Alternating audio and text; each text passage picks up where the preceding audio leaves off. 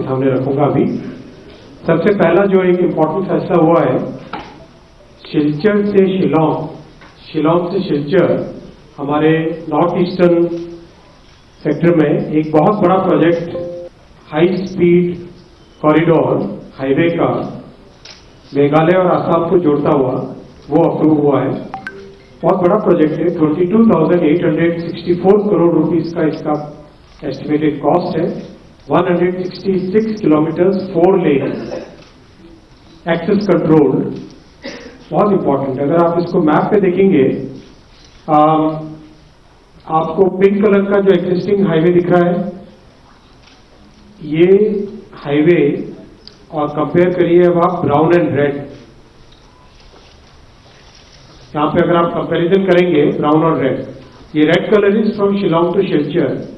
This will be the new highway which will basically provide a major connectivity to Tripura, Manipur and Mizoram, and this will become a major corridor for north east.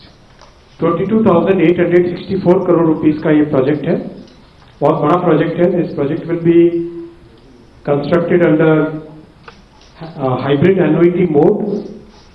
There are 3 years of construction period and 15 years of operation period. Because of the northeast terrain, 19 major bridges, 153 minor bridges, 326 culverts, 22 underpasses, 26 vehicle overpasses, and 34 viaducts amounting to about 9 kilometers. बहुत ही complex project है, and this will become a major lifeline for the entire northeast. I'll come to the second decision. आप सब जानते हैं कि प्रधानमंत्री श्री नरेंद्र मोदी जी ने अपने कार्यकाल के आरंभ से ही किसानों के हित में बहुत फैसले लिए हैं, और जो ये ऐतिहासिक तीसरी टर्म है, इसमें तो मोदी जी ने एक के बाद एक किसानों के लाइवलीहुड को इंप्रूव करने के लिए हर तरह के अच्छे फैसले लिए हैं। आज एक बड़ा फैसला हुआ है, शुगरकेन सीजन 2025, इस सीजन के लिए fair and remunerative price sugarcane का डिसाइड किया गया है। आप सब जानते हैं कि this is the benchmark price below which sugar factories can not purchase, that means they have to purchase at this और above price. Actual calculation of FRP is done on the basis of variety of factors. CACCP is the CACP, Agriculture Cost and Prices Committee. That committee basically works out the costing, किसानों के बहुत सारे factors, cost of production को, margin को, reasonable margin रहना चाहिए, recovery rate कितनी है शुगर केन में, सब चीजों को ध्यान में रखते हुए ये फैसला लिया जाता है।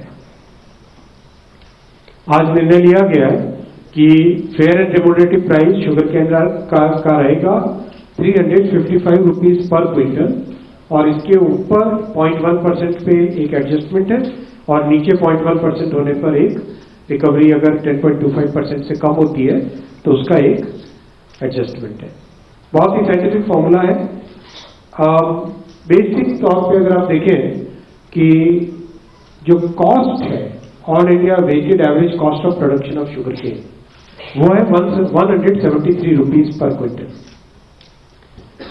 ऑलमोस्ट उसका डबल प्राइस डिसाइड किया गया है 355 रुपीज पे, 105% more than the cost. This is very important figure. 2023-24 इस पीरियड का जो एग्रीकल्चर, इस शुगर केन सीजन के जो कंप्लीट लेटेस्ट डेटा है, उसके हिसाब से शुगर केन फार्मर्स को 1,11,701 करोड़ रुपए शुगर केन के दाम के रूप में मिले हैं, क्योंकि एक बहुत अच्छा रेम्यूनरेटिव प्राइस माना जाता है। शुगर का प्रोडक्शन 320 लाख मेट्रिक टन और शुगर केन की crushing 3190 lakh metric ton.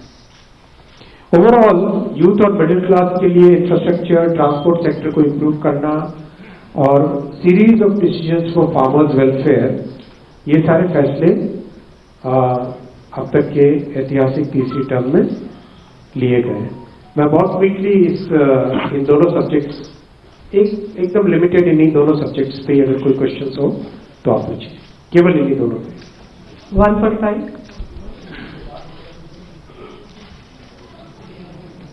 Sir नमस्ते, इधर Sujit Thakur, Dainik Bhaskar.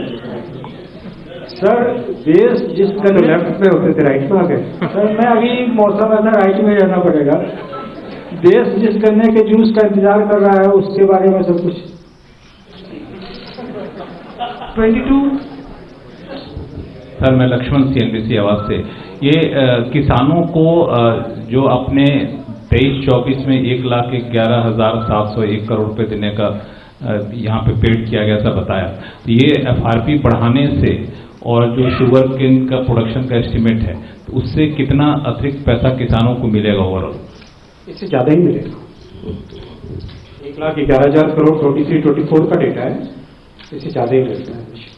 40. Sir, I am Deepak from Times of India. You know about this Silchar project. What we have seen in Uttarakhand, where we went for 2-lane and paved shoulder, and also in Shimla projects.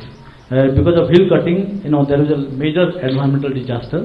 In this part also it's a hilly area, and we are building 4 lanes, which is ideally should not be done. What kind of precautions are being taken to ensure that we don't encounter similar problems? Design के सारे precautions इन सब projects में लिए गए, विशेषकर जहाँ पे tunnels बनानी है वहाँ पे ज़्यादा ध्यान दिया गया है।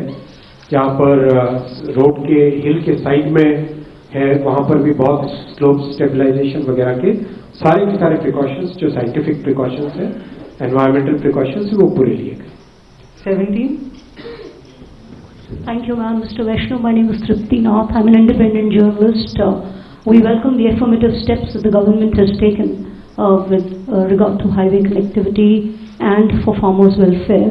But the million-dollar question is national security. I'm sorry we can't. Not in the cabinet briefing. No more hands up. Yeah.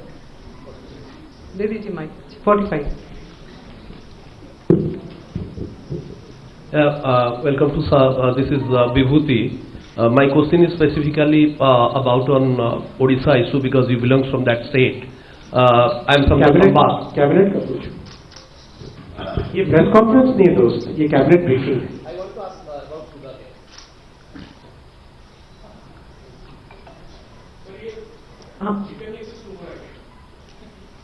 Complete हुआ? No. 9 number, please. So will you kindly enlighten us about some decision taken at the meeting of CCPA? Complete हुए आपके इन दोनों points पे question? Alright, thank you friends. Thank you, friends. I also wanted to share with you one more decision.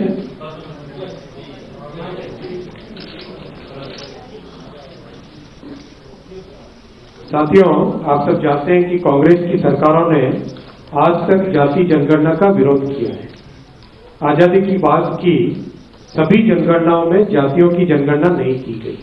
1947 के बाद से अगर देखें, वर्ष 2010 में तत्कालीन प्रधानमंत्री दिवंगत डॉक्टर मनमोहन सिंह जी ने लोकसभा में आश्वासन दिया था कि जाति जनगणना पर कैबिनेट में विचार किया जाएगा। तत्पश्चात एक मंत्रिमंडल समूह का भी गठन किया गया था, ग्रुप ऑफ मिनिस्टर्स, जिसमें अधिकांश राजनीतिक दलों ने जाति आधारित जनगणना की संस्तुति की थी। इसके बावजूद कांग्रेस की सरकार ने जाति जनगणना के बजाय एक सर्वे कराना ही उचित समझा। उस सर्वे को सभी SECC के नाम से जानते हैं। इस सब के बावजूद कांग्रेस और इंडी गठबंधन के दलों ने जाति जनगणना के विषय को केवल अपने राजनीतिक लाभ के लिए उपयोग किया। जनगणना का विषय संविधान के अनुच्छेद 246 की केंद्रीय सूची की क्रम संख्या 69 पर अंकित है। यह केंद्र का विषय है। हालांकि कई राज्यों ने सर्वे के माध्यम से जातियों की जनगणना की है। जहां कुछ राज्यों ने यह काम सुचारू रूप से संपन्न किया है, वहीं कुछ अन्य राज्यों ने राजनीतिक दृष्टि से और गैर पारदर्शी ढंग से सर्वे किया है। इस प्रकार के सर्वे से समाज में भ्रांति फैली है। इन सभी स्थितियों को ध्यान में रखते हुए और यह सुनिश्चित करते हुए कि हमारा सामाजिक ताना बाना राजनीति के दबाव में न आए, जातियों की गणना एक सर्वे के स्थान पर मूल जनगणना में ही सम्मिलित होनी चाहिए। इससे यह सुनिश्चित होगा कि समाज आर्थिक और सामाजिक दृष्टि से मजबूत होगा और देश की प्रगति भी निर्बाध चलती रहेगी। आज दिनांक 30/4/2025 के दिन प्रधानमंत्री श्री नरेंद्र मोदी जी के नेतृत्व में राजनीतिक विषयों की कैबिनेट समिति ने यह निर्णय लिया है कि जातियों की गणना को आने वाली जनगणना में सम्मिलित किया जाए। यह इस बात को दर्शाता है कि वर्तमान सरकार देश और समाज के सर्वांगीण हितों और मूल्यों के लिए प्रतिबद्ध है। जैसे कि पहले भी जब समाज के गरीब वर्गों को 10% आरक्षण का प्रावधान किया गया, तब भी समाज के किसी घटक में तनाव उत्पन्न नहीं हुआ था। Friends, I will read this statement in English. Congress governments have always opposed caste census. Caste was not included in all the census operations conducted since independence. In 2010, then Prime Minister late Dr. Manmohan Singh ji had assured the Lok Sabha that the matter of caste census should be considered in the cabinet. A group of ministers was formed to consider this subject. Most of the political parties had recommended caste census. Despite this, Congress government decided to conduct only a survey of caste instead of a caste census. That survey is known as SECC. It is well understood that Congress and its Indie alliance partners have used caste census only as a political tool. As per Article 246 of the Constitution of India, the subject census is listed at 69 in the Union list in 7th schedule. According to Constitution of India, census is a union subject. Some states have conducted surveys, I am repeating the word, surveys to enumerate castes. Some states have done this well, while some others have conducted such surveys purely from a political angle in a non-transparent way. Such surveys have created doubts in the society. Considering all these facts and to ensure that our social fabric is not disturbed by politics, caste enumeration should be transparently included. I am emphasizing the word transparently included in the census instead of surveys. This will strengthen the social and economic structure of our society while the nation continues to progress. Under the leadership of our Prime Minister Shri Narendra Modi ji, the Cabinet Committee of Political Affairs has decided today, that is 30th April 2025, that caste enumeration should be included in the forthcoming census. This demonstrates that our government is committed to the values and interests of our society and country. Like in the past, when our government had introduced 10% reservation for the economically weaker sections of the society without causing any stress in any section of the society.